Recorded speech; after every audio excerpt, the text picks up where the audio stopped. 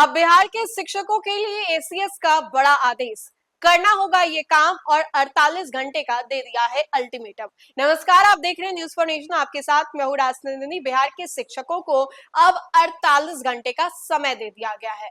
इस 48 घंटे के भीतर उन लोगों को क्या बताना होगा, ये हम आपको इस वीडियो में बताएंगे। आपको तो मालूम होगा कि बिहार के शिक्षकों को एक ना एक दिन, आए दिन, हफ्ते में 2 से 3 दिन नए नए फरमान जारी किए जाते हैं। उनको लेकर के कई दफा उनको अपने ही मुद्दों को लेकर के सड़क पर उतरना होता है। और ऐसे में आपको बताएं तो बिहार के शिक्षकों के लिए ये बड़ी खबर है, जहां पर जनगणना कार्य में लगे शिक्षकों के लिए शिक्षा विभाग के एसीएस ने बड़ा आदेश दे दिया है। शिक्षकों को 48 घंटे के भीतर ई शिक्षा कोष पर जानकारी देनी होगी कि जनगणना कार्य के लिए उनकी प्रतिनियुक्ति प्रगणक और पर्यवेक्षक के रूप में की गई है या नहीं। अब ऐसे में आपको बताएं तो जनगणना कार्य में लगाए गए शिक्षक, प्रधान शिक्षकों और प्रधान अध्यापकों को ई शिक्षा कोर्स पर प्रतिनियुक्ति आदेश अपलोड करना होगा।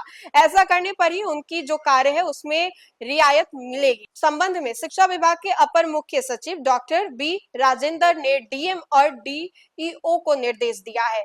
एसीएस ने कहा है कि जनगणना 2027 के तहत मकान सूचीकरण एवं मकान की जनगणना में संबंधित कार्य के लिए जिला, अनुमंडल तथा प्रमंडल और प्रखंड पर प्रधान अध्यापक, प्रधान शिक्षक और शिक्षकों को प्रनागक और पर्यवेक्षक के रूप में प्रतिनियुक्ति की गई है। इनकी सूचना शिक्षा विभाग को उपलब्ध नहीं है, या सूचना नहीं है कि कुल कितने शिक्षकों को प्रनागक और पर्यवेक्षक के रूप में प्रतिनियुक्त किया गया है, जिस कारण से जनगणना कार्य में प्रतिनियुक्ति शिक्षकों को शिक्षा कार्य में सहूलियत देने में कठिनाई उत्पन्न हो रही है।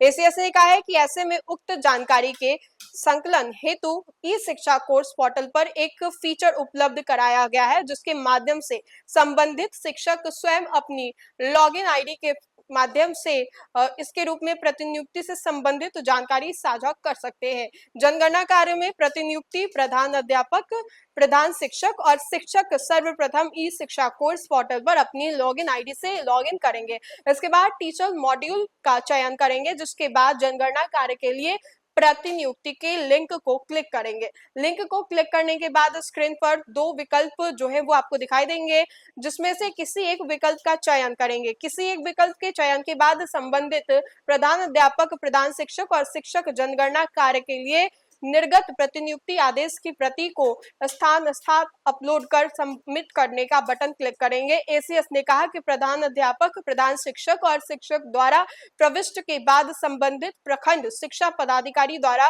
प्रविष्ट को कंफर्म किया जाएगा। 48 घंटे में इसको अपलोड करने का आदेश दिया गया है।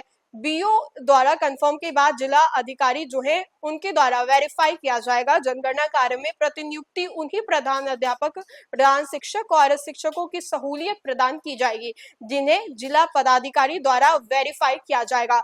इसलिए जनगणना कार्य में प्रतिनियुक्ति प्रधान अध्यापक, प्रधान शिक्षक, शिक्षक को इस निर्देश का अनुपालन करना आवश्यक है। तो ये खबर उन शिक्षकों के लिए थी जो कि जनगणना कार्य में शामिल होने वाले हैं। उनकी प्रतिनियुक्ति को लेकर के जानकारी कहीं ना कहीं नहीं मिल रही है, तो उनको खुद से जाकर के लॉगिन करके आईडी बना करके, या फिर उनके पास पहले से अगर आईडी है तो उस आईडी का इस्तेमाल करके वो इस पूरे कार्य को कर सकते हैं। इस पूरे खबर को लेकर के आपकी क्या राय है, कमेंट के माध्यम से जरूर बताएं। फिलहाल के लिए खबर में इतना ही। खबरों का सिलसिला लगातार जारी रहेगा, तब तक के लिए आप देखते रहे न्यूज फॉर नेशन। बहुत बहुत शुक्रिया।